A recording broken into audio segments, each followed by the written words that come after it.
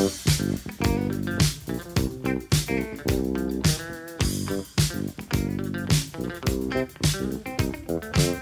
love cookies. I love cookies. I love cookies. Cookies! Go ahead, Ben. Welcome to Cookies, the basketball podcast. I'm Ben Detrick. The lads are here as well. Do you like that, Jordan? That was a little intro for you. The lads. The lads, yeah. I mean, fine. You know I'm Australian and not English, but we can use lads as well. Mates. The boys. The mates are here. Yeah, keep going. Andrew Kuo, What's up, guys? also here. I like lad. Yeah, I don't mind lads. It's just not that specific to me. Sure. Anyway. I like the scream of cookies. Maybe that's the new way of starting the show. Instead of isn't that for those that are wondering, that's where the name comes from? right, instead of a genteel welcome to cookies, it's just like, cookies! Yeah. So, Wait, do people not know where it comes from? people ask me all the time. What do So you would say? you like to? No, I would like you to do it. You came up with the name. So Lord. classic. Thank you, King. And do you mind if I do this, Your Regency? Go off, Your Excellency. Thank you. It's really formal, despite that intro. We've really settled down since the opening moments of Cookies. I mean, thinking back like a minute and a half ago, Yeah, we've really we were grown up. kids. Yeah.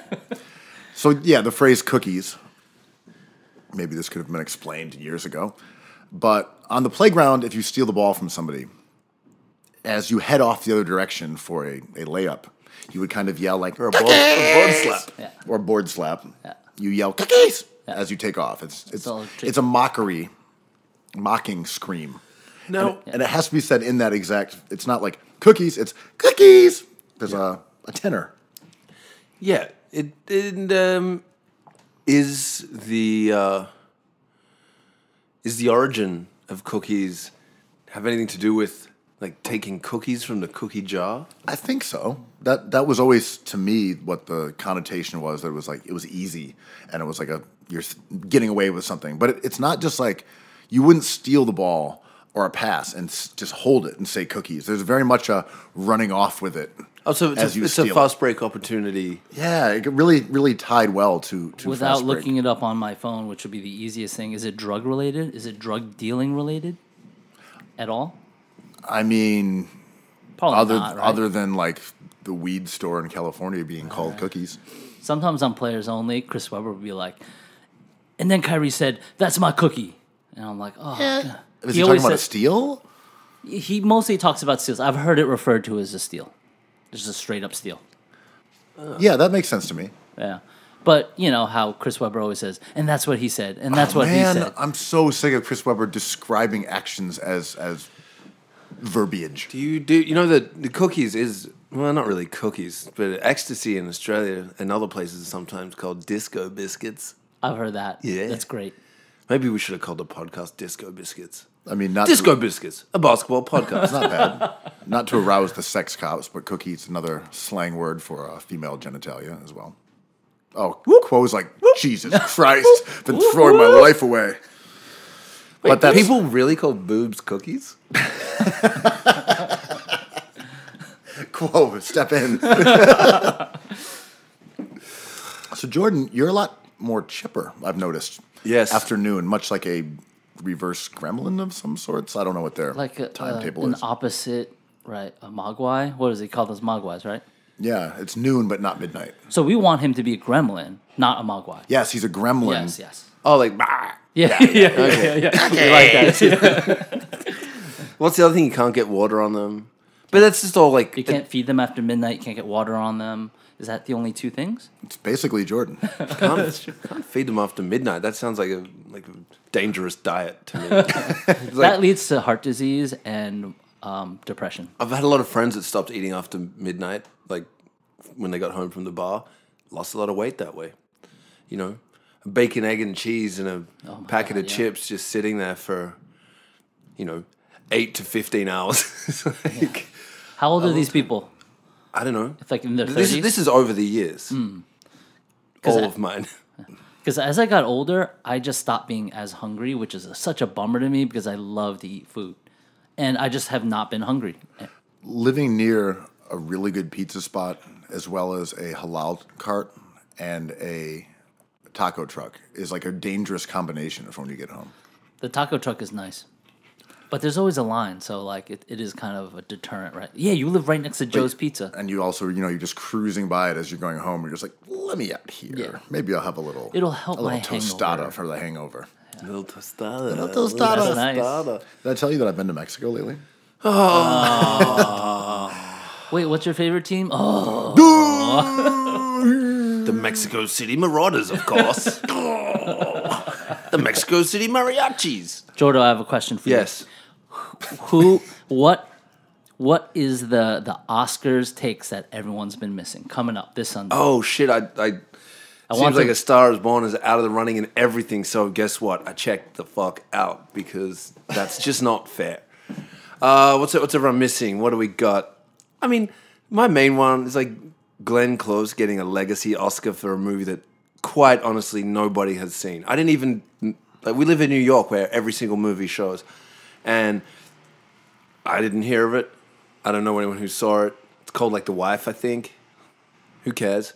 I don't know anything about it. Exactly. But Olivia that's Colman, though, in The not Favorite. surprising. Olivia Colman. She's the best. She's the best. I've loved her in all her like British police procedurals throughout the years. Amazing. She's so good. Weird comedies. Great comedic actor. Great comedic actor. What else? I know you got some good stuff. Although I did not like her Golden Globes acceptance speech or something. It was such What'd you do? it was such a put on. She went very British. She went super British, talking about BAFTAs. Sorry, talking about getting pissed and whatever. It was very actorly. Oh, You know, when actors try to work the room that's filled with other actors who also know that they're Yeah. full of shit, it's really weird. but that's like the thing, right? Sometimes I feel like we forget that this award show isn't for the people. It's for actors and it's for like journalists. I like my actors to really go above and beyond. Like put in the work and get a couple friends involved. Really put on a show for the people. Like, Hire people. I love her to bits, but fucking Gaga crying when she wins a Grammy for the movie about a singer who cries when she wins a Grammy, like, get the fuck out of here. Where's he going with this?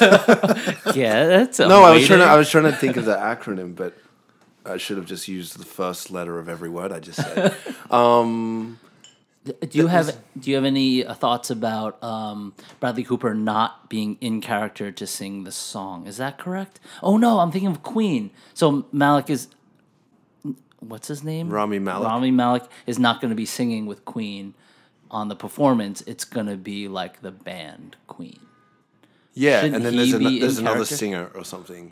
There's a Yeah. ringer. Yeah. They hired some '80s guy, I think, or Yeah, like the 90s guy, Terrence Trent D'Arby or some shit. Yeah. Is there like a Respect to Terrence a D'Arby. crib And sheet? his time within excess. Yeah. Which is what we were referring to, Ben, before you kept going with your I just started thinking about Wishing Well, and what a great song that was. great song. Would you go Terrence Trent D'Arby or Tracy Chapman if we're going for dreaded singers of the 80s and 90s? TC. I think I go with Tracy Chapman, but Wishing Well is the jam though. Yeah. Was that you having a fast car? Yeah. What the New York Times called that the best American song of the century, right? Oh, how In Tom Petty feel about 1999? that? I mean, you How can't did mess with Springsteen fast feel car. about that? Springsteen was close, right? Who would you guys have number one? Nice and smooth use of Tracy Chapman, Fast Car, and turning it into a legendary rap song that has been forgotten in the annals of time. Tribe Called Quest rendering of Lou Reed classic. Did you hear last night that the guy from Slipknot called Imagine Dragons the most despicable band, replacing Nickelback? Oh, really? Yeah, Slipknot is rad. Yeah, But, I think Slipknot totally has the but he was The moral high ground here? yeah. Yeah, I don't. Yeah, no one came after him at all, but everyone's just like, "You have a good point, sir." Slipknot is There's- canceled. There was a really good like prank TV show in Australia back in the day by this guy called John Safran. Not the there was author, John Safran. no, Jonathan. the TV comedian John Safran of Australia, and he got a bunch of kids into this nightclub because they were underage, like all 15, because he dressed them up as Slipknot and just walked them through the front of the door of this exclusive club and said like, "Oh, I'm here with Slipknot," and they just walk through and these kids like party their face off in a bar dressed as Slipknot. This was recent. No, it was when Slipknot was. Oh, okay. Thing. I was like, that's incredible. No, That's smart. It's like, what was that? I'm here with Guar. yeah, oh god. See, but that would cost too much to make their costumes. Dude, those are expensive costumes. Like those football pads are not cheap, man. What about Kiss? Did people do that with them? Yeah, have you not seen the best movie ever, Role Models?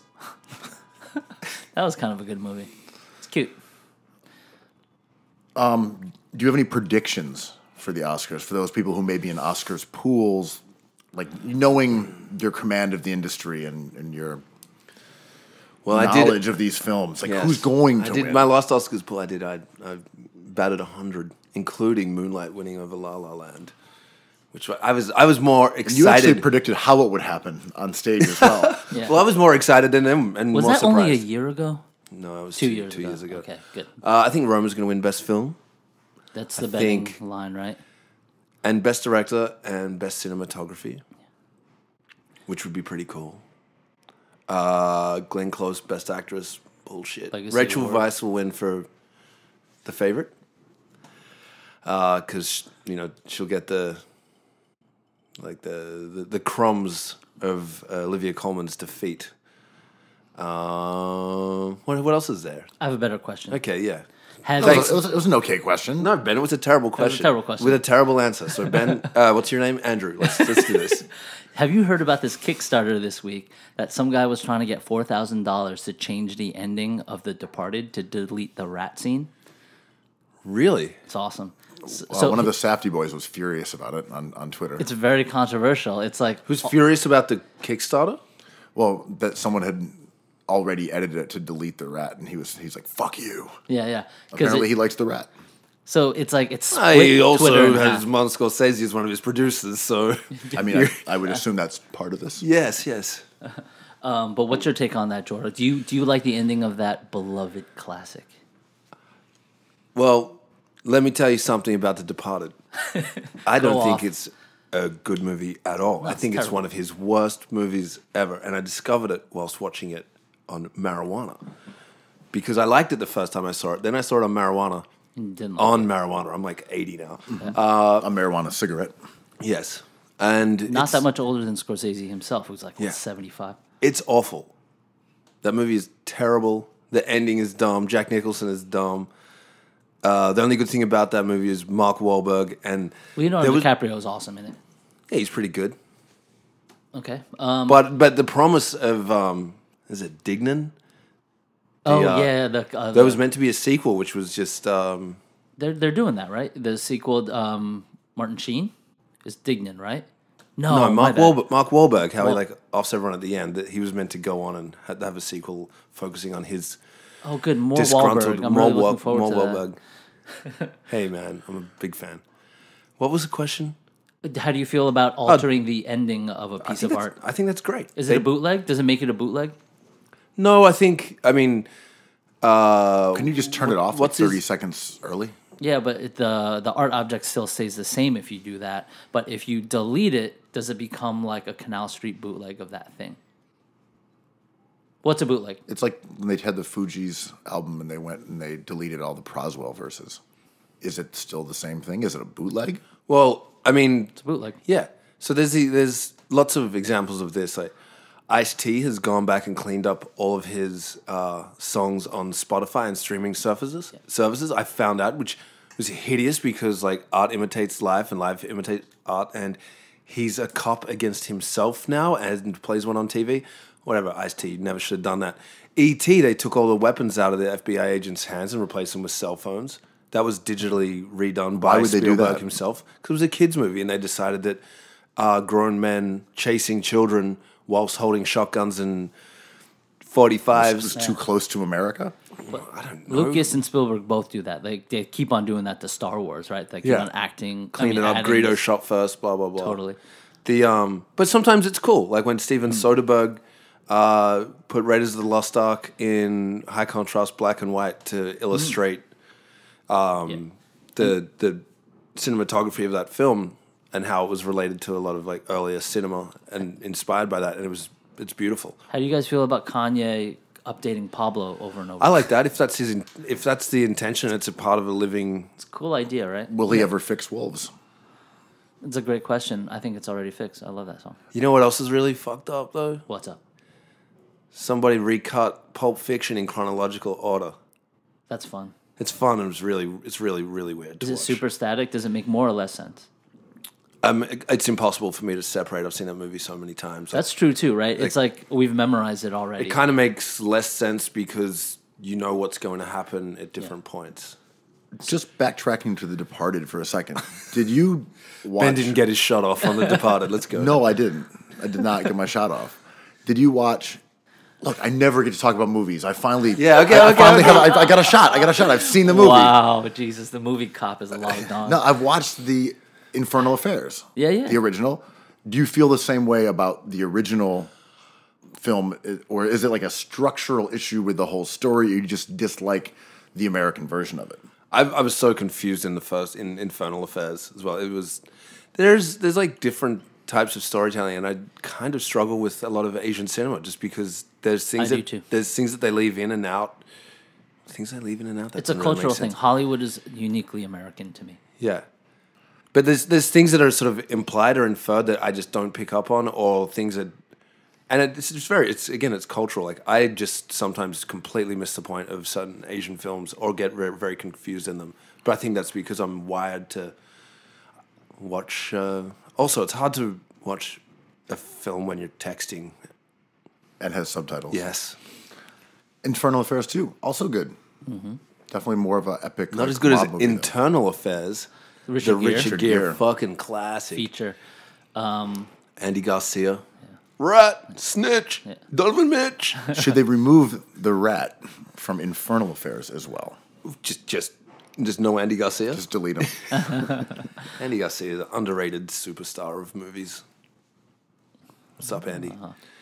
Weren't we talking about something where we just deleted... we're talking about the Tribe Called Quest documentary where what if they just left out Phife Dawg from everything? Seems cruel to the 5-foot assassin. Is that what we were talking about? Anyway. Guess what we weren't talking about? Basketball. Yeah. Let's fucking do it. Well, look at Jordan getting ready to talk some hoops. Sixers. Yeah, I haven't watched anything for like a week and a half. Let's go.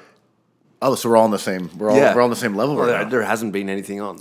Somebody fell over and somebody dunked a plane. That's it. Show's over. That's all we're going to talk about the All-Star. That's it. We've got it. Someone fell over. Someone stepped on a plane. Good to go. More pressing news from last night. Zion Williamson, Duke, best known as a one-and-done bust factory. Literally busted. His shoe busted. Ripped through his Paul George Nike sneaker, left it a husk of a garment, and then left the game several minutes in. Much to the disappointment 36 seconds of a hugely anticipated matchup. Obama was there wearing a bomber jacket. Dude, I can't believe Paul George in his shithouse shoes robbed the president. You've never liked those shoes. I kind of think they're nice. Yeah. But they're broken. I mean, Obama didn't get a Zion dunk because Paul George can't make a decent sneaker. I mean, that's some fucked up shit. That's some fucked up shit. I mean, look, Paul George is having a really good season, but like, where's your craftsmanship? Yeah. You know? Yeah. It's all looks. How about you don't skimp on the double stitching next time? Yeah, that stitch. On one hand, though, that foot strap didn't do nothing. How do you make a shoe that works for Zion Williamson? Because call you're Hoka. Hoka's absolutely, they could handle that in no time. But really, you're like, okay, I don't know any of the LeBron James shoes, perhaps because they're built like tanks. I was saying it's just LeBron, right? Yeah. Because there's no one else who's like 280 pounds with that sort of torque. Or maybe you could get a pair of Shaq Gnosis in the mix. Before we get... those are beautiful shoes, man. But before we get too far into this happened to a lot of players. Like Manu Ginobili busted through a shoe, and like a lot of players in the NBA. Tony Roten one time. Roten, yep, he busted through his shoe. Doesn't it speak more about craftsmanship and randomness than it does like the size of Zion Williamson? Like, that's random, right? Like, I don't know why we're talking about Nike. I feel like he might just go through like 2 shoes a week though, just at practice. Like there it is, just like Absolutely. like, Or it's maybe like like peeling a banana. He just kind of like tosses like it a off. I don't know, man. He's been wearing Kyrie's all season, and one time he switches to the PG 2.5. What if there's like a Reebok person just like slicing little like stitches? Yeah, like the ballet dancers. Yes, right. Like the black swan Oh, thing. like they're like putting a little itching powder into Zion's jockstrap. Oh no, it was glass dust. Was that what you were talking about? Fiberglass. I was talking Fiberglass. about Revenge of the Nerds. Oh, that too. Tight. They're putting like, what's that stuff? Never mind. Stuff that makes you like, go to the bathroom. Laxatives, Yeah, but there's something else that you can use that's not a laxative. coffee. Yeah. Yeah, just coffee. Eye drops. Yes, eye drops. Yes, yes. Visine. Visine makes you go poo. Yeah. Visine makes you go poo. We're giving the Cookies audience a lot of dangerous information. So, coffee, you say? The Zion situation inevitably raised a lot of questions about amateurism because he tweaked his MCL, and for a little while we didn't know if it was a serious injury. And now the debate that's going on, sort of in the basketball, within college hoops, but the basketball society at large, it's like, should Zion just shut it down? Should he say, look, I'm the number 1 pick in the draft. I gave great effort to Duke, but I tweaked my knee. Let me just get right and go into the summer, be the number 1 pick, and move on with my career. Should Zion come back? Jordan. Did he get to graduate? After 1 year? Yeah. He's taking a lot of classes. Yeah. Should he come back? Yes. I mean, if you're going to make a commitment to a team, whether it's college or pro, then you should honor that commitment. It's just like that. So then, what if he gets injured in his first year in the NBA? It's like, you know what? I'm going to sit out the rest of my rookie contract until I get that next one. Like, it doesn't really make sense. But he is being paid in the NBA. He is being paid. He's also being paid in the NCAA. He's earning. Go off. Oh, yeah. What do you What do you mean by that? I mean, Quo? this discussion is kind of frustrating, right? Because everybody is right, and what we're not talking enough about is like all these top kids are getting paid. So when we're talking about like the NCAA, But what do you mean by that? Like they're getting money they're under the kickbacks, table? yes, they're all getting money under the table, and Louisville went down hard for that and has to pay penalties because it was unearthed that they were paying their top players, recruits. When you But say everyone they, knows though, it. it's not Louisville necessarily, right? It's It's not boosters. Louisville. It's all like it's boosters, sneaker companies, people with private interests. It all starts in AAU. Like the money begins when they're very young. I remember people who work for sneaker companies showing me things that they were working on for high school players in New York back in the day that were clearly not under contract and were clearly going to be amateur for the next 4 or 5 years, and they were already tied to sneaker companies that early in their career. Every top recruit and retired player and even active player will joke about that. Like OJ Mayo got tons of money, and then I was on the cover of Slam with that car, and then they investigated, and they're like, you can't flaunt it. We know you're doing it. You just can't be on the cover of a magazine with a Rolls Royce. Which Atiba Jefferson, friend of the pod, shot. And his story behind that's amazing. We should have asked him next time. But I think when we talk about, do we want to talk about it? Yeah, what do you got? He took the photo on the cover of Slam of OJ Mayo as a Trojan with a Rolls Royce and was like, are you sure you want to do this? I don't even think that car was his. I might have this wrong, but they were just like, I don't think it's a good idea. It's not even your car. Like, you don't want to, like, you're an amateur athlete that's not supposed to get paid. And then he was like, no, I look good. And they were like, okay, let's go. And then they published it on the cover, which is a really PG story, but it brought down that entire system and put their football coach in Seattle who won a Super Bowl. So it had ramifications. So Atiba won a Super Bowl for the Seahawks. He wouldn't have left if that didn't happen.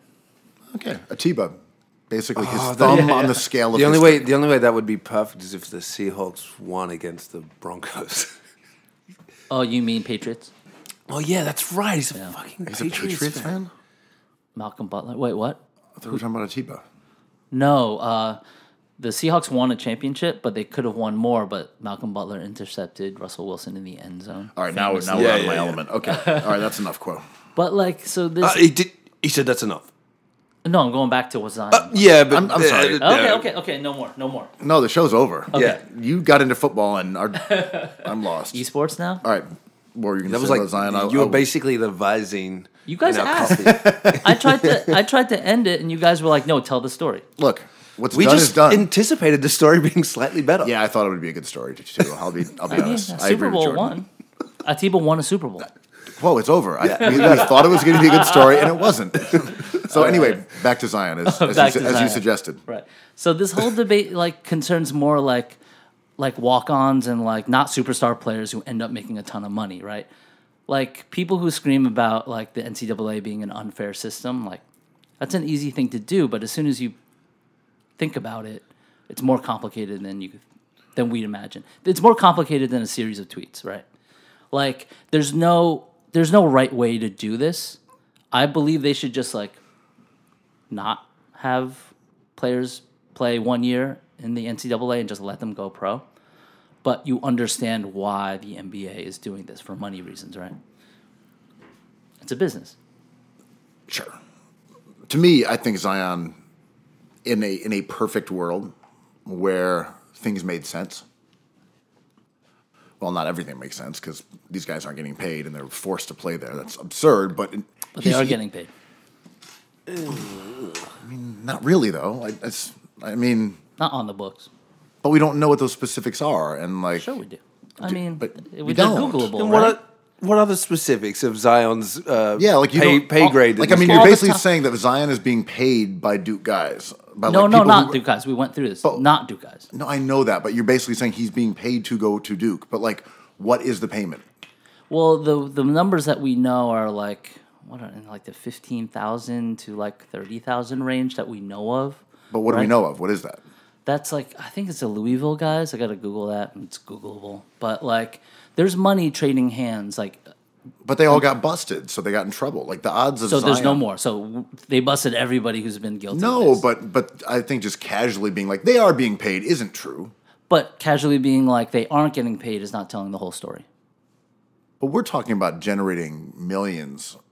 We're not talking about like making $15,000. That's like a pretty good summer job. Right. There's a discrepancy in that, but to say a player has to honor his word is like you're talking about two different things, right? If Zion has to play because he has to commit honor to his commitment and go through, if he's healthy, he should be playing in Duke, I didn't say right? that. That was Jordan's crazy ass. Okay. I think Zion should have left like as soon as it was established that he was the number one pick. I think he should have pulled a Ben He Simmons. should have left the arena with Rich Paul. For sure. Once it was like, all right, this guy's number one. There's no I'll tell you question. something else, He's though. like, all right, my job here at Duke is done. Like Coach K, go suck an egg. I'm going to the draft, and I'll be number one. But you also got to think that he might perhaps want to play out this season as a unanimous number one team, try and get that chip to ensure a spot in the Basketball Hall of Fame if his NBA career there does not are go certainly as well. upsides from, Yeah, Melo's going to go to the Hall of Fame because of Syracuse. but Yeah. also for Zion for a sneaker contract. Him quitting halfway through the year versus him playing it out and being this sort of sensation that Obama is going to watch and perhaps winning a title. His asking price probably doubles. No, his asking price is the same whether he stays or goes. He's fucking like... I don't We know. had this- I just mean what people are willing to pay. If in December he was like, all right, you guys have seen me play. I'm number one. I'm out. I'm just going to go work out. Yeah. He would still go number one, but I don't know if a sneaker company would. Oh, absolutely. Look at it. We've seen enough at this point, Ben. Maybe so. I mean, this is the same AD conversation we had last time with Noah. It's like AD and Zion are unique things. Like what we're really talking about is Nazir Little. Like how does Nazir Little handle this, right? Because he can go anywhere from 4 to 12. So he has a lot more at stake. Zion has nothing at stake. RJ Barrett has a little bit at stake. Cam Reddish has a little more at stake. John Morant, a ton. Well, I agree with that. My point is this: that once Zion doesn't have anything at stake, playing for Duke incurs the risk of what happened last night. And maybe it's just a minor MCL. Maybe he comes back. maybe it was an ACL, maybe it was an Achilles, maybe it was worse. And then all of a sudden, his income is like now based on that insurance policy that he apparently took out, which is that he gets like $8 million if he's drafted below 16th due to injury, which is obviously not going to happen. But if he gets a Nerlens Noel type injury and he drops from first to like sixth, again, unlikely, Right. but that's millions and millions of dollars. So a more interesting player, I think, to talk about here. Also, is Zion Williamson the biggest NCAA basketball player of all time? He is the most popular, the best, and like the most lauded player ever in college hoops. Can we think of anyone else who has this power? Because I wanted to draw a comparison to Harry Giles, because Harry Giles was supposed to be number 1 overall. Well, Michael Porter Jr. I mean, they got hurt. going back to the heyday of college basketball. Ralph Sampson. Shaq. It would be Shaq, right? Shaq, Ralph Sampson, Zion Kareem over all these Abdul-Jabbar. Zion over all these guys. But it's not, though. But it's a because- different kind of. We live in a different world now, Quo. Yeah. where the Thank new- you, where Jordan. the It's a new- different world. Where the news Yeah. cycle is dominated by ESPN, who like dick ride LeBron and Zion, and that's Everybody's about on their it. phones. This Twitter thing. No, but seriously, people like. But he's good. Zion's But good. but casual sports fans know love who size. Zion is because the letter is- Z is cool. the letter Z is cool, and because he's the lead-off story in a lot of like these sports networks, which he wouldn't be, like college basketball wouldn't be in other years. Well, I think Shaq was pretty popular. To me, though, it's Basketball in general is a lot more popular than it was there's that, but 30 years also ago. Zion to me is a little strange because we don't respect college basketball at all. We don't care about it, and I'm speaking for myself and most people that Are in this room. are in this room or Yeah. that I associate with care about college basketball only in terms of like Zion. So he's huge in that regard, but I don't really think that many gambling. people watch him. I think people watch highlights. I've never been like, oh, Zion's on TV, let's watch it, until last night. That was the first time when it seemed like there was a must-watch game that included But Zion. that's true with like the Oscars and SNL and most basketball games. You know, like people watch highlights. Sure. I just mean when Shaq was in college, I felt, at least this is me personally, like I was trying to watch games with Shaq. Yeah, because you had no access to something on your phone Right. that would just play it for you. Yeah, and also I think you were closer in age to Shaq. I think college ball becomes a little bit more like maybe like abstract as you get older, because when you are in college or in high school, you start watching college hoops because there's kind of like there's almost a little bit of an aspirational element to it. It's like, oh, these guys are around my age, And they're Like, going through the same they're thing going as through you. the- They're going exactly. they're going to a college. They're freshmen. They're on a campus. Yeah, and so you kind of get excited about that, and you like fantasize like, oh, I wonder if I could play college ball, and the answer is no.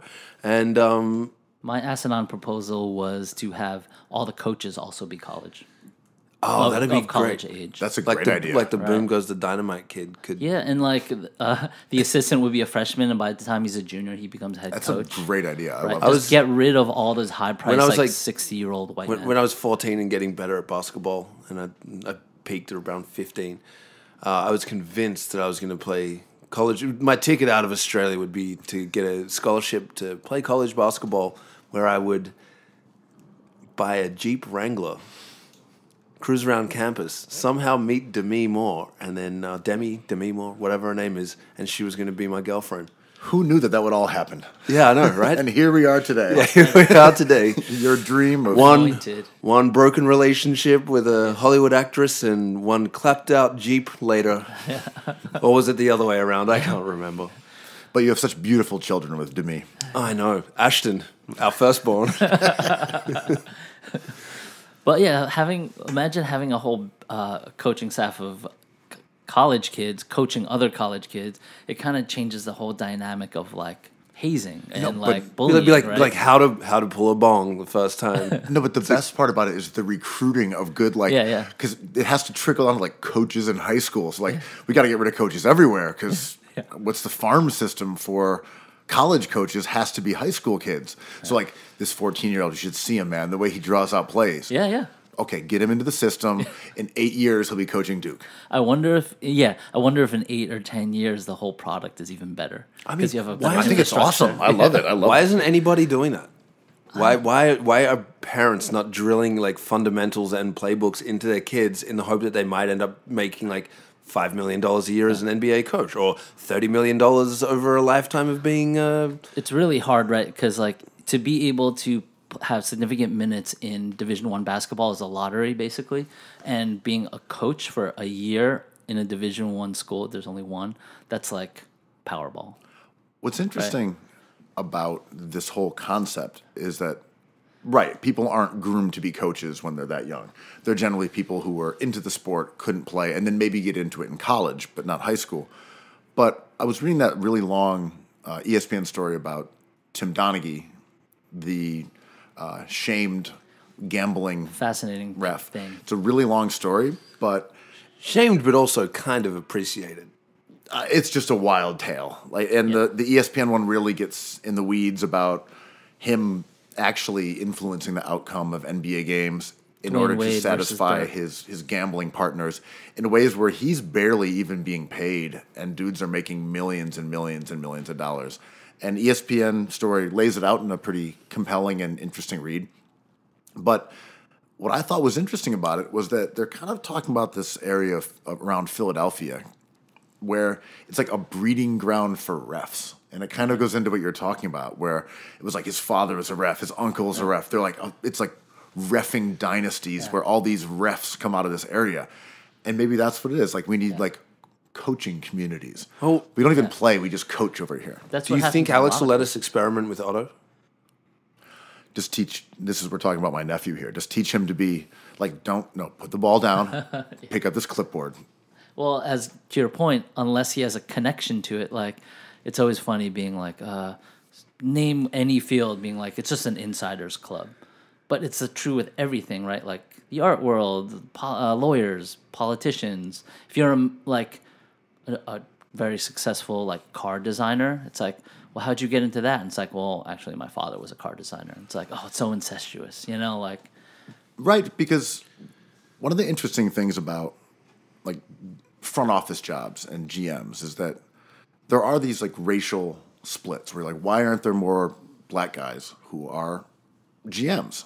And it ties into the fact that people who are coming into organizations out of like, I don't know, internships and out of like stats, a lot of them are like white guys, and they kind of get into and they pay their dues, and then they eventually become GMs, where the NBA is much more open to like black guys who are former players, but they don't really necessarily want them to be GMs. So like there's odd racial dynamic. I always loved the Spolstra thing where they're like, oh, he was the video guy and then became a coach. But I always like to think of him not as like really the video guy, but more as just the AV guy. Like he used to be the one that would wheel the TV into the locker room, like, all right, bye guys. Shout out to Asian coaches, though. Thanks, Eric. But there is like an institutional advantage to guys who get into those organizations in positions like video guy, like an intern for the scouting department, and they just sit there working their way up the totem pole in a way that players can't because they're literally playing.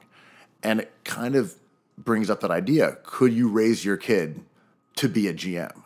Could you say, you're going to learn the CBA, you're going to learn all these stats classes in college and like doing regression analysis, and you're going to learn legal things. Like you're going to do all these things and you're going to intern in the scouting department. And we're going to groom an NBA GM from when he's like 15 years old. I mean, they do it with spies, so why can't they do it with GMs? The Fuck Americans was a funny. Yeah, that's exactly what I was thinking of. Very much enjoyed that show. So we're saying it can be done. Yes. Yeah, well, it's almost a deeply American thing, right? Like we're expected to be unpaid interns for some sort of incentive that accrues like 5 years later. Right, and it's a huge advantage for people whose parents have money. Yes. And have access because, okay, you can intern and you can be in this building and you don't make any money, but you gather experience that the next guy can't or the next woman can't. And that is kind of the basis of this whole Zion, should he play or should he not debate, right? And the whole amateur athlete thing, because a lot of these, it's a socioeconomic issue outside of sports that kind of shows itself through sports. So it's like, when you have these poor kids, it's like sort of, not to mention football. I won't do it. Okay, so if you have all these poor Just kids. did it. Damn it, Quo. I thought we were off of that. Sin bin. Do you know what the sin bin is? It's sort of like the fuck it bucket. The what? David Sedaris, you never heard of the fuck it bucket? No. Tell us what the fuck a bucket is, and then I'll tell you what the sin bin is. His dad had a bucket full of candy, and every time he lost his temper, he'd say, "Have a piece of candy. Fuck it." Oh no, the sin bin is a rugby term. I think that's it's like close. if it's kind of like in ice hockey when you have to you get benched. So the sin bin, you go and sit down for 2 minutes to The penalty box. penalty box. Yeah, I thought it was like a curse jar. Wait, they call the penalty box a sin bin in Australia? Yeah. So much better. lot So better. much better. so much better. Well, let us know how it is because you are going there for the next 2 minutes. All right, take over. Okay, Quo is now in the sin bin. But give him 2 minutes. This is a Lebitard trick, though. You know, Lebitard has Okay, this on this show. well, Quo, you're still talking. Yeah, okay. Wait, and and- you've got 2 minutes. I'm keeping an eye on it. No, okay. Okay.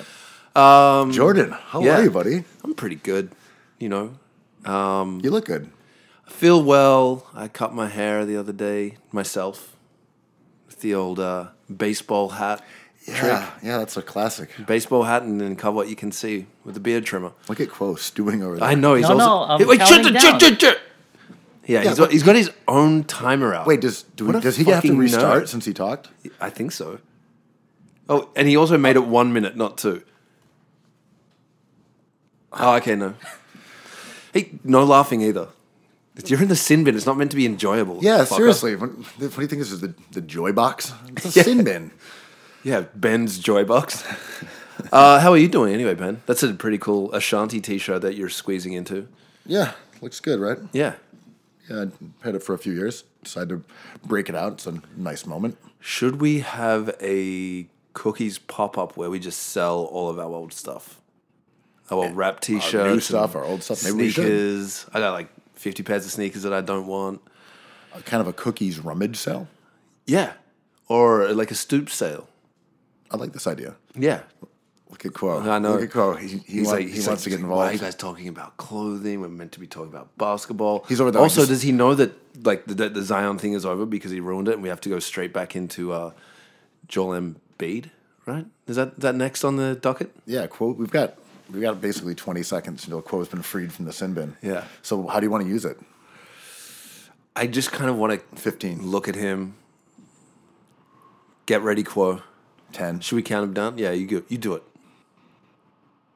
It's getting close. Yeah. 5, You got to count down, 4. otherwise it's dead air. 3, 2, 1. Welcome back. Welcome back to Cookies, Quo. Did you guys score off the power play? Did you talk about something cool? No, not at all. No, the show just really went to seed. Yeah, it kind of did. I regret putting him in the sin bin, but What do they call a power play in Australian hockey?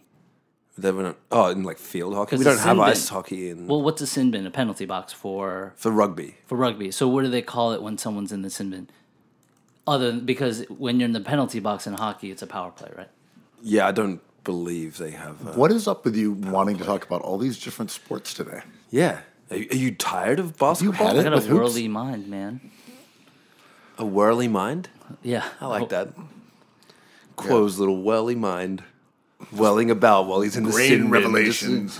Yes. Early minds, sin bins. Are we done? Are we done? So do we decide on Zion? Oh, yeah. Yeah. Yeah.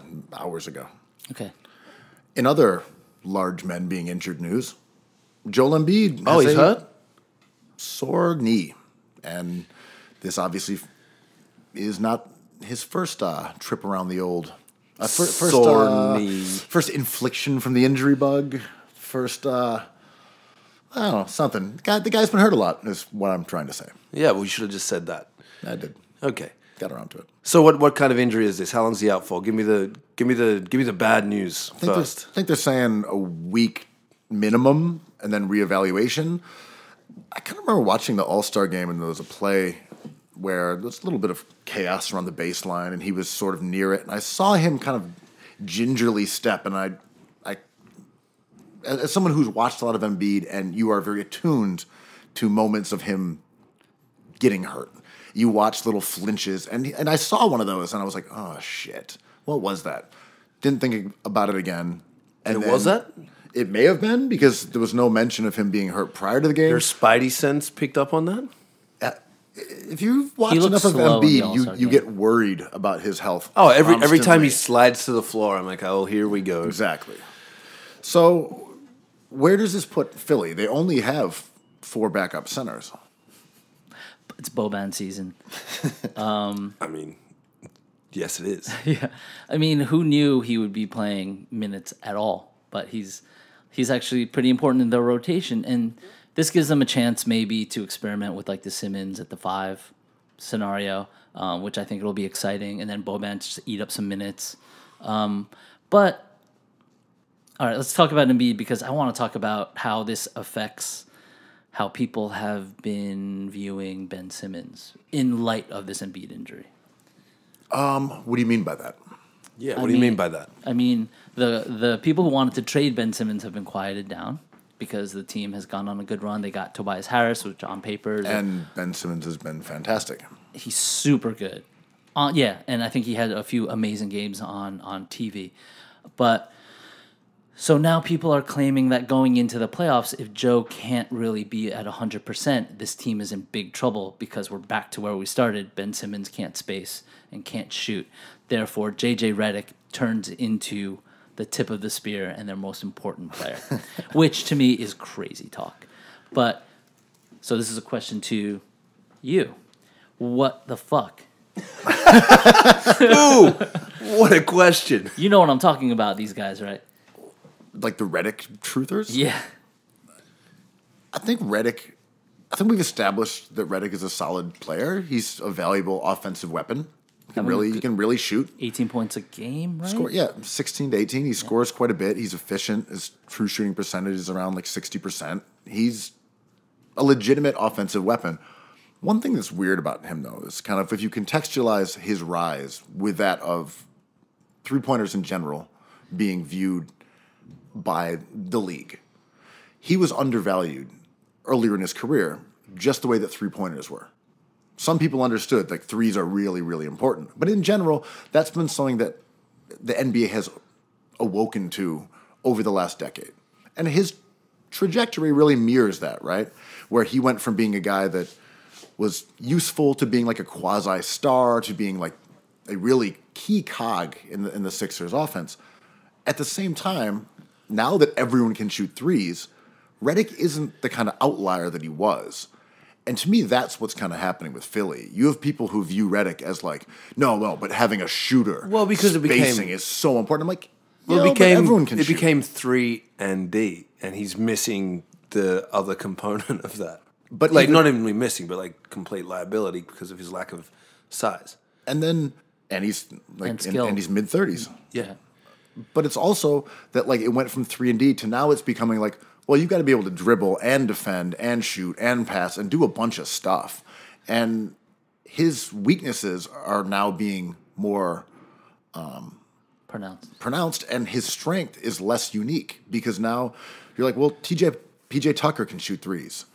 You know, Marc Gasol can shoot threes. Like anyone can shoot threes. I still think there's a bit of like psychological fuckery going on with JJ Redick though, because the way he releases shots and the kind of shots he makes, off like off the catch, off balance, he's like that. He's definitely that annoying dude at the park who just doesn't miss. Like it's probably like some like 45-year-old French guy who's just torturing you. Like fuck. And I just like that's why I think they keep him around. I don't really think this, but I'm saying it anyway. Could you just imagine like you're trying to guard like little ass JJ Redick and he catches something, falls out of bounds, one leg, and still nails it in your face? Like he's a phenomenal shooter. For something, man. I agree with that. He's a phenomenal shooter, and it is clear that opponents overreact to him in the way of like, as you said, because he has such a narrow window to be able to get his shot off and a high degree of difficulty and aggressiveness that people just lose their mind when he comes off the screens and stuff. It's true. And I love, we talk about the Sixers so much because they're super interesting, but also it's like everything that's happening in basketball is happening on their team, right? So when I think of JJ Redick, I'm like, oh, we're scared of that white guy who shoots. We're scared of Steve Kerr, John Paxson. We have residual memory of this guy being an assassin, and there he is, the one white guy on the arc. It's like, Is he the best at coming off screens and picks outside of Steph Curry? I think you could find guys like Klay Thompson's pretty good. Klay Thompson, Healed. But But he's got to be the most insistent, right? He never stops. That's all. I like the way he runs. He just constantly running and waiting for somebody to like get him loose. His efficiency and volume in scoring in that particular way are exceptional. I think as a basketball player, he's about as good as Eric Gordon. Who's very good. I mean, Eric Gordon can't shoot for shit this year, and he's fallen off. And his But his pedigree, I know what you mean. But Gordon is like the low key reason that the Rockets are really suffering, and that no one mentions because he's so boring. Also, Ariza was a big deal. But like Gordon went from being a good player to garbage. Well, he's hurt. He's been off and on. He should be like 32% from three. He's been like awful. Do you think it's because he has 2 first names? I don't trust people with 2 first names. That used to be my thing in high Larry school. David. You don't trust Larry David? No. Okay. You seen that show? Like he's telling you specifically not to trust him. But people My friend love Keith him. Larry, I love you, Keith, but don't trust you. Chris Paul. Chris Paul. There we go. PJ Tucker. That's a stretch, Tucker Andrew. Carlson? PJ Tucker, both names sound like kids who like go to like a Montessori school in Park Slope. PJ Tucker, come on. Oy. Okay. But the last thing about the Embiid injury is that obviously I do not want Embiid to be hurt. Embiid is crucial to the Sixers' playoff performance. He's a marvelous player, a wonderful entertainer and great human being, et cetera, et cetera. The one thing that an injury to him could cause would be the Sixers to try some interesting things. What's a bummer about the situation, beyond the fact that Embiid's going to miss games, is that their roster is so lopsided that they can't actually do intriguing lineups. It's still just a bunch of wings, a bunch of centers who don't fit with Ben Simmons, and no guards. If you could say, all right, we're going Simmons to the 5, we're going to put a bunch of wings out there, we've got a couple guards, and go with this really undersized or wing-heavy, speedy team, but you've got 4 roster spots dedicated to centers. There's no stretch 5. It's a missed opportunity to try weird stuff that could work in the playoffs because the roster is so bizarre and misshapen. And they should get a guard. I never thought about that. Yeah. What? But I've never heard such an idea come out of your mouth. But what about instead of a guard, a forward? What about power forward? Yeah. What about a big like Australian forward? What about a center? Imagine if they were able to add a 5th center to back up Joel Embiid. Can't they just sign like Meek Mill to a 10-day contract or something? Jody Meek, you mean? He just got signed. Your boy Jenkins from the Knicks. That was the one. Jenkins all season was having a good one, shooting great percentages, and he's like old enough not to like fuck up too much. He's like 27, so he's been playing a while. He's a guy. Sorry to cut you off. I'm just saying he was a guy on the Knicks Westchester G League team who they just brought up. And how do you feel? What do you think? You like him? It's fine. I mean, it's they have flexibility because they signed him to a 2-year contract, but they can opt out before committing to like a big free agent. So if they strike out on the big fish, they can bring him on for another year. It's fine. I like him. The Sixers could really use him. Most competitive teams can really use him. He shoots good percentages and can dribble the ball, which is like sounds like a low bar, but with the Sixers, I think it would do wonders, man, just to have someone running around because in the playoffs, back to the Redick thing, in the playoffs, everyone says like Simmons is going to have a tough time with spacing and he's going to be neutralized to a degree. Redick has to be hot in the playoffs for him to be effective because he does nothing else. And if he's not hot, he's a liability, and you just have to wait for him to start hitting shots. My main take on Philly is they've got enough talent that they can just beat some teams. Like they might be able to beat the Bucks. They just have a lot of talent. Yeah. There are certain matchups where their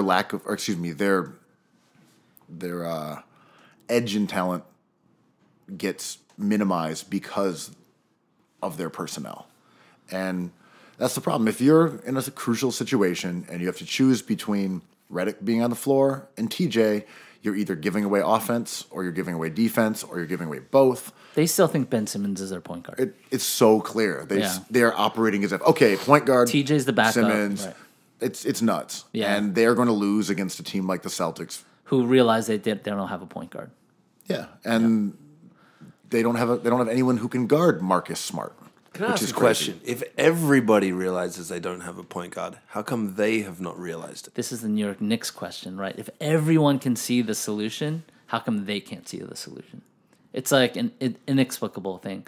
It's like... Or is it just one dude that's like, nope? Well, I can't speak for Philly because they've got like 5 dudes who are making the decisions and we don't know who's actually pulling the trigger. So whether it's ownership or Brett Brown or Ned Cohen or Elton or Mark Eversley, however this hydra of decision makers is coming to those conclusions, Quo's right. They just do not understand the personnel on the team from a architectural standpoint and are building everything wrong. And I thought that the Fultz situation had really just thrown them for a loop because they were going to play Fultz at the 1, Redick at the 2, Cove, Simmons, Joe, a really conventional offensive lineup, defensive lineup, a 1, a 2, a 3, a 4, a 5. And when Fultz got waylaid and that whole situation blew up, they've been playing shooting guard, forward, center for 2 years straight, and now it's like institutional. Right. It's sort of like you react to like this phantom limb, and that's Fultz. And they're reacting to that thing, but they just can't cut it off. Like, they just have to take that, we always say this as a sunk cost, but like they're still behaving as if Fultz exists. Speaking of old Markel, is he getting minutes in Orlando this year, do you think? I think he's shut down until next year. That's what they said? I don't think anything's been official, but I don't think there's been any chatter of him suiting up. I think it would be a disaster if he suited up this year. I mean, that situation, I don't think Philly made a great trade there. They didn't get much back of value. I don't know that I would have done it. But they are closer to that situation than anyone else. And if there's a reason they just want him gone, maybe we don't know that. Right. Because there's stuff that I've heard that I don't really want to just put on the show to get it out there because it's personal stuff. Easy. Yeah, just that maybe there's more to that situation that Philly was just trying to say, hey, we've tried to deal with this for 2 years, and best of luck, kid, but we'd rather someone else try to shoulder that burden. And we always say... No pun intended. Yeah. No pun intended. And we always say on this show, like, winning culture and losing culture is not a thing, right? But it's important. There's not that many players on your team, and chemistry is an issue, and fear is an issue. And I think players look at Fultz being like, kid, what is happening to him happened to me? And there's a degree of that where it's like the yips is a really mysterious thing. And to have him around, to have everyone ask what this number 1 overall pick is doing only a year removed from being that thing is terrifying for this team. To just have him optically out of the way could be helpful. It's totally possible, and it does also look at that dearth of guards. Or it does force you to look at that, and you're like, whoa, Furk on Korkmaz just went down with like a meniscus injury, and you're like, okay, Zaire Smith, they're saying, is probably not playing this year. Yeah. Fultz is traded. You're like this joke that's been going on all year about a lack of guards, it's now just this like monster that's this snowball, and you're like, wait, it's the guard rotation is really J.R. Redick, T.J. McConnell, and Jonathan Simmons. That's your guards on a team that you are hoping will go to the finals and potentially beat the Golden State Warriors. Do you think that maybe Fultz was a point guard curse, and this is their way of making him live on the outskirts of the village? Like somebody has to go out there and like throw fruit and bread at him so he can and then in his little hut. Jonathan Isaac blocks it back. And we'll see like DJ Augustine like starts having like odd cramps. Yeah, exactly. Like Patient Zero and what's that movie with Gwyneth Paltrow where she dies for being an adulteress? Anyway, there's like, do people just not want to like high five Markelle Fultz anymore, just in case his like Catch the yips. Yeah, his juju travels up their veins, like you can literally see it going in the veins, like and it hits their shoulders, and all of a sudden they're shooting free throws like Bill Cartwright on drugs. Markelle Fultz just hammering his head at the glass wall as Will Smith cowers behind it. See, I thought a solution could have been them just playing Fultz, assuming it was the yips and not like a serious injury, because defensively he was good for a guard. He can dribble. He was still a smart player. I mean, he would help the team. I right don't now. know that he is that much worse than T.J. McConnell if you bring him in without Simmons on the floor. Dude, don't have him shoot. And then if they foul him, fine. Send them to the line, get those guys in foul trouble. Like, the game changes from game styles make fights, but him as a defender is more valuable than TJ McConnell as a sometimes hot, streaky shooter, right? Other weird thing about it, though, was that he actually shot some threes earlier in the year. Right. Remember? He made some threes, and everyone's like, okay, it's solved. And then all of a sudden, Right. it He had some went good away. drives, yeah. But even what you're saying, even if he doesn't shoot threes, but he did. There's Yeah. like clips of him making threes. Yeah.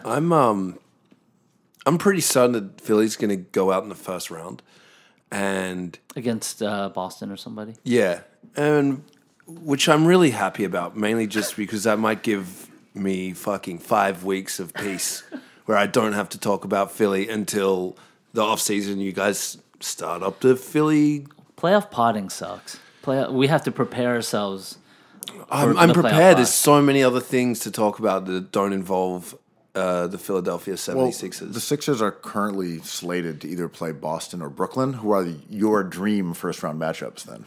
yeah. Oh, Brooklyn's Brooklyn might torch the Sixers. They do not have any answers for it. Joe Harris, the human walking fucking bucket. without Dude, online. Where do you think Joe just Harris- smoking Curry in the 3-point contest? So good. Who is Joe Harris's barber? Is it like persons of interest in Cobble Hill? 'Cause Yes. he's got it is right. Yeah, it has yeah. to be. And No, he I mean, comes. I- He comes in and it's like somebody like pumping the chair down so that he fits into it. Dude, he's your height also. Yeah, I'm just saying he's not like 6'6" as you listed. He is 6'4". I've met him after a game through like friends of friends and college shit, but super nice and just maybe smaller than Jordan, shorter than Jordan. yeah. Not as strong as Jordan. The dude was very wide. Really? He's bigger than you think. Like Yeah, he's he's- yoked. He's brolic. Yeah. Yeah. Same. I mean, that's kind of the comparison. Yeah. Where does he live? Did we find out? Where does he hang? Where would you guys? Well, my thing is, most Brooklynites are like going to Chez Ma Tante and eating their like little meals and, going to Goose Barnacle and buying puffers. Like, Joe Harris is in the gym getting buckets. True. Quo's going to a gallery opening. Joe Harris, buckets, shots getting up. That man doesn't have a piece of clothing that isn't sweats. So he's not at the fashion show where hokas are being featured. No, he's getting buckets. True story. I really just think he shoots all day. He wakes up, shoots. Goes to bed, shoots. Eats, shoots, and leaves. Should we talk about Kyrie? Yeah, what do you got to say? He had that. Jordan, did you see this? He had the All-Star game. Oh, the conversation, the tunnel conversation. So after that, someone asked him about it, and he kind of went on his classic Kyrie tirade, which is like, "It's my life. Why are you concerned about my life? And my life is my life.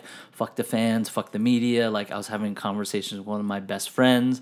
Like, I don't know why this is of interest to you. Of course, this is a conversation in a public place with him and Durant being demonstrative in Play front acting. of cameras Play acting, everywhere. yeah. And it was clearly a joke or a troll or whatever. Like, is New York City ready for the millennialness of Kevin Durant and Kyrie Irving? Because they're acting, it's a millennial straight up playbook, right? It's just like, I'm already dead, you can't kill me. It's like that whole joke, right? It's just like, We've got anxiety and cacti. What's Yeah. up, New York City? It's like I just want to DED. die. It's like, oh, Wellness. that me, like, who hurt you? All that stuff, and like they follow that whole trope to a T, and I don't think like Mark Berman can handle that. I think like baby boomers will have their heads exploded in New York as soon as they lost 3 games in a row. Being like, why are you so disrespectful? And they're like, you don't matter to me. There's no Christmas. And I'm like, what are you talking about? I'm like, oh, this is millennial thing called Instagram and Twitter. What about if he Vine. didn't play the Christmas Day games because he doesn't believe in Christmas? He knows that Christmas exists because he's been doing it for the last 3 or 4 years. Well, he would, by not playing it, he would acknowledge it does exist. By just treating it like any other game, he's just like, I play basketball. That's what I do. Oh, it's Christmas? Thanks for telling me. Hey, this is Vinny, first time caller from Bay Ridge. I'm kind of confused by this Kyrie guy. He keeps talking about like all the billionaires should be destroyed, and he's a communist. I'm just kind of confused. But then he's leaning into his depression, and his personality is tacos. Like I just don't get this guy. Vashawn Leonard could take him one-on-one any day of the week. But yeah, I am in on the Kyrie Durant show in New York. It's so God, emotional. It's gonna be great. It's just already exhausting. It's gonna be so painful if you're not ready for it, because there's gonna be a parade, there's gonna be a celebration when they sign here, and then by like February, people are gonna be like, these disrespectful athletes. Man. And Kyrie being like 26 and already playing the role of like the grouchy old guy who the youngsters don't really get, just like OG Kyrie. Who, these kids, man, I tell you. I'm like, you're 26. And he's like, oh, they don't know what it takes to win. I'm like, you just left a team that won a title playing with LeBron because, I mean, like a year and a half ago. Not even like 2 years ago, a year and a half ago. Yo, he's taking a flamethrower to the media of Boston, just like torching them with everything. They're like, we can't believe it. We don't even want him anymore. I'm like, oh my God, man, this is like trade him for Scalabrine. yeah. We need someone who wants to be here. And I'm like, okay. That's my favorite jerkwater podunk town thing. Like, we want someone who wants to be here. You got to want to be here. Like, ew. Yeah, you're that self-conscious about your city that you're worried about players like wanting to be there. Yeah. Get Ben Simmons out of here. He wants to be in LA. He doesn't want to. Well, who cares? I want to see. Why do people want to be there? I want to see Knicks fans snap right back into entitled fan like 2 weeks into it, the season, just being like, well, we have this great team. Why aren't they winning? And I'm like, dudes, come on, some context. 2 good players. I mean, that's a very good team. That's a really good team with them. You think Kyrie and Durant are that good together? Yeah. I think those are good players. Oh, I mean, they're obviously really good players. But what else? They win a ton of games. How else do you put that team together? Is this Knicks talk? Yeah. Can we do this? Can we do this? Let's pretend that Kyrie Durant little play acting show was genuine and they're really going to come. Okay. Let's say they actually come and we get a top 4 pick. So this is how we build it. This is how the Knicks build it. I also think that Durant brings Boogie with him. That's my I would be cheap Boogie. Extremely happy. I would not be able to contain my excitement if that was the case because I love Boogie more than those two. But he's not as good as those two, but I love Boogie. But, okay, so before the dream Boogie scenario, and I respect that take, is like, let's say they get a top 4 pick and they end up with Cam Reddish. If they can guarantee a top 4 and he's the worst of the 4, or RJ Barrett, this is a 3-and-D guy. So they surround him with a young guy. Already those 2 players are better than Kevin Knox is. So you have them slotted in at the 3, a rotation. Point guard, just like pick anyone up. Dennis Smith Jr. is a nothing to me. I just think he's a body. That team is a little top heavy at that point, but I think that team is a 4 or 5 seed. Cookies. But I was going to say the problem with the Knicks is we don't know how they're going to pay the guys they have to bring back, right? Because someone like Vonleh's contract is up. So you could look at them if they had done a better job with these contracts and said, well, Vonleh's there. That's your backup. Or he can play the 4. Or Durant will play the 3. Or he's the 5. But you can't. Agreed. Like, this is the hypothetical they have to pay them. These 2 get the max. So Vonleh's gone in this scenario. Moody has gone. Like, all these guys have been shed. So you're dealing with, like, these 2 guys and rookie contracts, basically. Mitchell Robinson, super fun. I forgot my favorite. So that's an exciting team, but it doesn't really make Giannis that worried. That's what I was going to say. As good as that team is in terms of having 2 incredible offensive players, neither one is an elite defender. and you'd have to figure out how to make that work. Maybe it's Mitchell Robinson, the anchor of that defense. Love him. But those two guys together win a lot of games. Are they a top 4 seed in the East? Maybe. Probably. But I mean, like, East is tough now. Yeah, if they're healthy. Also, you got to see what happens to the other two big guys in Milwaukee. Like, everyone's kind of in flux a little bit. Tobias Harris and Jimmy Butler. Like, let's assume everyone's going to, like, rest and there's not going to be too much movement. Right, because if Butler goes somewhere else and Kawhi goes to LA, suddenly these teams look a lot different. And Kyrie leaving Boston kind of hurts, puts them in the rebuild that they are in right now, actually. Oh, I mean, Boston is a rebuild. I agree. But, so... if you add Boogie, where does that put them? This wasn't just some pie in the sky bullshit. Oh, you got some sources on this. Got some sources on this. Too much source.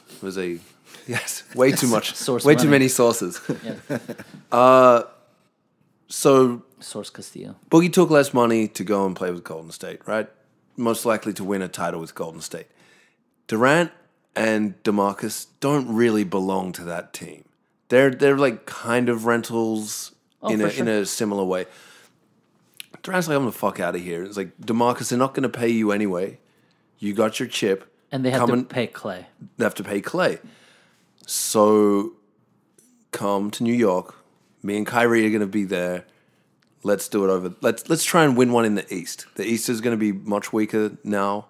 I just think I think there's a way that he can convince DeMarcus to maybe even take a little less to join them in New York. I think DeMarcus is going for I think this year he's betting on himself, and then he's going to try to sign a max. I don't think he's going to get a max, and I think that's why. Oh, really? Yeah. I think he's going to get a lot of money floating around next offseason. It's going to be really interesting. We're definitely jumping the gun on this. But one last thing. Speaking of guys who are free agents who ended up surprisingly staying home, is that Paul George has emerged as a sort of dark horse MVP candidate. You've got Giannis and Harden, and now people are kind of making a play to add Paul George into that category. Kuo, is he a legit MVP candidate? I think he gets it.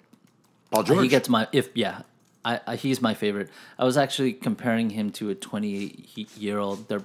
He's 28 to a 28-year-old Michael Jordan, and they're not that dissimilar. He's having an incredible season. So you're saying that Paul George is on par with the third greatest player of all time? Yes, but I guess not if it was the same as two. Jordan, they would both be fourth. Right. Okay. So they're fighting. They're tied 3-4. But Paul George is probably the defensive player of the year already, and that kind of boosts his stock, I think, significantly over the other two. I mean, Giannis is incredible, and there's no problems with any of the three. But what Paul George is doing now, with the diversity in his game, with the personnel on his team, he gets to play with Nerlens Noel and Jeremy Grant. Yeah, right. That's which helps him so treat. much. But it helps him, right? Because those are good players that can back him up. But also helps their record because Yes. they have the top 4 defense and their offense is mediocre. But it's mostly Paul George's handiwork on that end. And this is a little hot, but I think Middleton and Bledsoe are better than Westbrook. And so, Paul George has... collectively, they're better than Westbrook? Individually. I know that's a... It's a hot one. It's a hot one, but I'm willing to stand by that. I'm a big Middleton fan. a heater. And Bledsoe, I think, to me, is just better than Westbrook. Jordan, Paul George, is he on par with Giannis and James Harden as an MVP candidate for the season of 2018-2019 NBA basketball? I believe he is on par with Giannis, yes. I think both of them are far superior candidates to James Harden. Whoa. There's a hot one. Why is it so hot? He's scoring 37 points. Who cares? He held that team on his back for weeks, though. Carried him. He did. Without him, they wouldn't be in the playoffs. How do you know that? Because when he's off the court, they're lousy. Yeah, but what about if he if he was on the court and doing different things? Would they still be as lousy? Wait. Let's get to the root of this. What's your problem with James Harden, who is currently leading the NBA with 36.6 points a game? He's also putting up 7.5 assists, 6.5 rebounds. He's leading the league in minutes played, that is a valuable player. Yeah, minutes played, shots taken, possessions gobbled up. I don't know. I just think that just because he is playing all these minutes and he isn't giving the ball to anyone else. Well, 7 assists. Are you saying he's unethical? I don't think he's unethical. I just think that there's a lot of people who score 37 if they get used as much as him. I love this question. I mean this seriously. Who else do you guys think can do this? Paul George and Giannis. But they haven't. Do you think... Because they don't have to. As... Because they affect the game in other ways. That's a ringing endorsement for Harden, right? Because he has to, and he's been doing it. No, but he doesn't have to do it like that. How much does your travel truthery come into this take? Oh, you know how far it goes into that take. Far. He's unethical, isn't he? I mean, we've talked about The travel truth is out there. Harden's shame spiral. Yeah. Chest hair beer tech. Look, just because you can get away with cheating doesn't mean you should. That's my take. I knew this was a morality play. Yes. It's not a morality play. I also just think that Paul George and Giannis are better than James Harden. I'm not that impressed by his scoring. Scoring is like, you know what else is scoring? Dunks. Don't like them either. Those are ethical. Those are the most ethical shots. You in the cannot NBA. get more ethical than a dunk. You know how people were threatening me with violence for not liking dunks. Flip. Yeah, Who's Philip? Felipe did. Oh, he was mad? Yeah, he he was threatened. mad. He threatened to He's Cookie's champion. Yeah, former teammate, turned nemesis. Exactly. He did not enjoy Jordan's anti-dunk propaganda. Wow. We got to have him But on. what's better, a Zion dunk or that Zion block? The weak side That was crazy. insanity block. Why are we pitting dunks against blocks? They're both great. What are you pitting it against? You just pitted us. We just pitted men against men. It's like the You Civil literally War. just did that. I'm pitting a skill against another skill. Then those skills don't even have feelings, and you're out here trying to get me to gang up on James Harden for being unethical. Can we apply feelings to different skills in the NBA? Go on. So, to Jordan's point, a block would have the feeling of... Being rejected, perhaps. Well, not if you're doing the rejecting. Oh, Rejecting someone. Right. Yeah. Is that correct? That would be the contrarian. is that an emotion or a feeling, or is it just? Feeling contrarian. God, we're kidding. I think we're gonna have to define feelings because not sure I understand them. To be honest, I would say a dunk and a block are kind of the same feeling. And I'm only saying this as someone who's been both blocked and dunked on. Never been dunked on. Came close one time. Why aren't you playing defense, man? You should be playing more D. No, it was one of those plays where you're under the hoop and you're trying to help defend, and you turn and someone passes and the guy's already in the air. No, it was close to getting dunked on. But if you're playing defense, you should be getting dunked on all the time. For sure, it's a testament to me not playing against enough people who are dunking that I haven't been dunked on. It's not a testament to my own defense. Suspect defense. Oh, it's absolutely not. You sound praised. like a JJ Redick over I'm here. gonna make a PSA here really quick. If any of you find yourself out with Ben, kind of late at night, and he is Batman. out with the nightlife Batman, and Ben is trying to usher you under some scaffolding, don't do it because he likes to dunk on you and hang off the scaffolding and put his nuts in your mouth. Essentially, he I can't remember that ever happening. Yeah, gotta watch out. Gotta watch out for that. That's disrespectful. It's disrespectful. The other thing that I discovered is somewhat disrespectful is I Eurostepped a customer at my other job the other day. Set the scene. Well, there's a narrow little walkway between the bar and the tables, and this customer's walking to the bathroom, and for whatever reason, I just Eurostepped them. And did they get shook? Did their ankles stay in one piece? Did you shatter their ankles? I think that they would I kind of panicked and froze because I didn't know I was going to do it, and then I turned back to look at them, and they were definitely turning back and looking at me with a somewhat bewilderment of what just happened. If you didn't know what a Eurostep was and somebody just Eurostepped you in your general everyday life, you would think it quite a strange tick or move. A sign of disrespect. When I was trying to get the footwork correct, it is kind of irresistible to do on the street. Oh, I've done it to high school kids and I love it. Like when there's a whole like gang of high school kids and they're like walking towards you, and you're trying to walk through and they're not like really doing it. If you Euro step one of them, they're like, yeah. Euro stepping children. It's like stealing a soccer ball off kids that are dribbling it down the street. It's always very satisfying as long as you give it back pretty immediately. Cookies. People do that with scooters. I've seen in my neighborhood, like in the Lower East Side, like kids, teenagers will like race up to some Euro scooter them, like race up to people walking and turn it the last second. I like that. It's jarring because they're coming at you pretty fast. Razor scooters are evil little fucking machines, man. You ever seen like a friend's kid just take off on one of those things? It's terrifying because you never catch them. They're not looking for traffic. They're the most horrifying death traps I've ever seen. But what about the ones that are battery operated? With like Your big-ass funky tires. duck things that you were pushing for a while? No, not the hoverboards. I love those things that exploded. Yeah, that was didn't really take off as they were supposed to.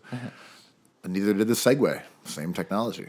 But I'm talking about the ones that I forget they're called, like Lime something or something birds, whatever. They have there's a bunch of different brands. And The lime birds? it's something like that. Lime something, birds, bird limes, Sure, go on. whatever.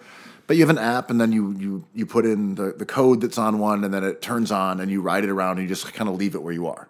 And I rode some of those are cool, when I was right. traveling, and like, Oh, to Mexico City? yeah, it was literally in Mexico City, and I don't like them.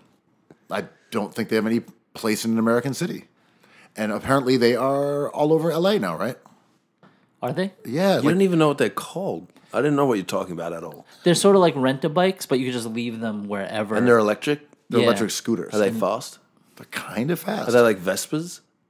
No, they're like a Razor scooter, but they have a motor. But so you stand on them? You stand on them, and then they go. Oh, that seems hideous.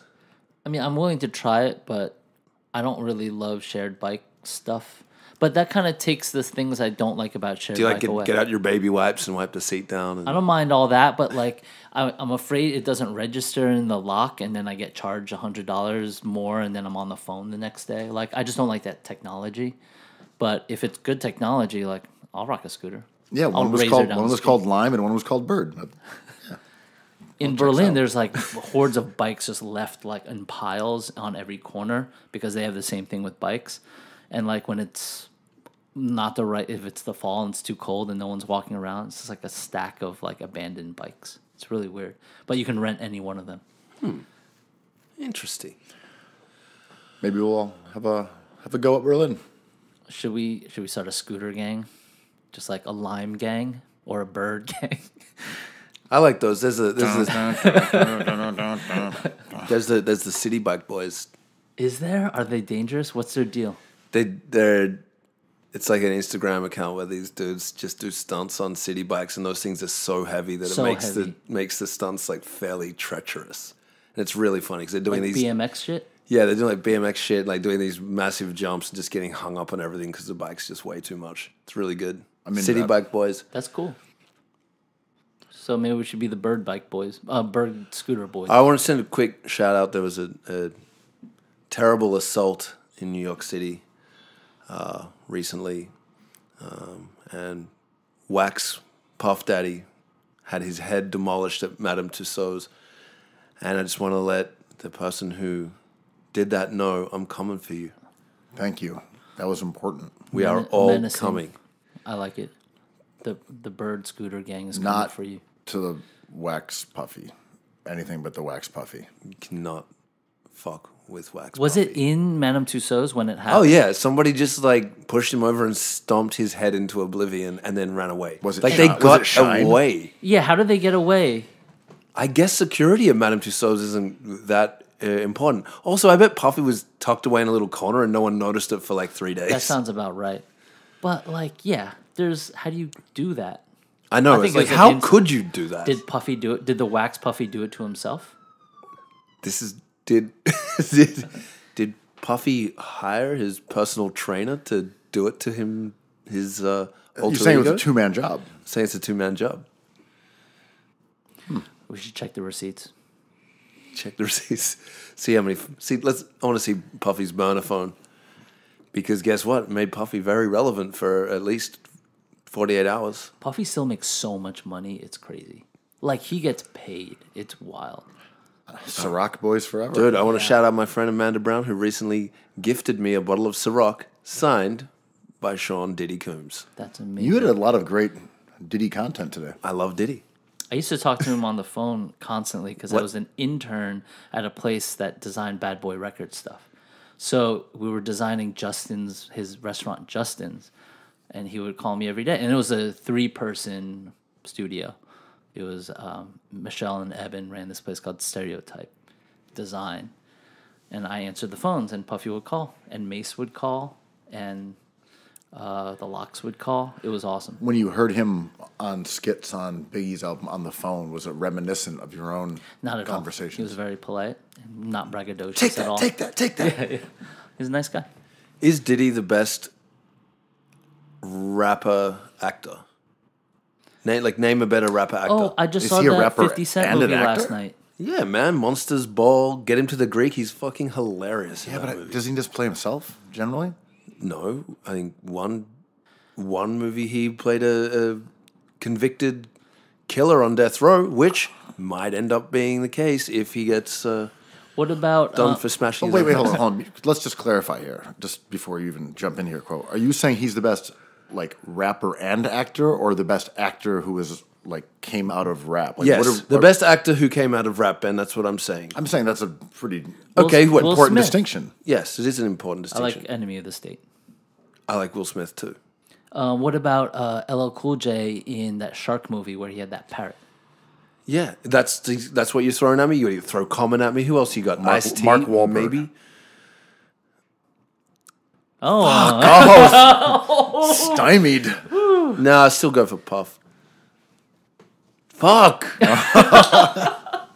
Wahlberg was a tricky one. Yeah, I was waiting to spring that one on Jordan. I forgot that he was a What rapper. about Eminem in 8 Mile? Does that count? No, I mean he's not good in it, so no.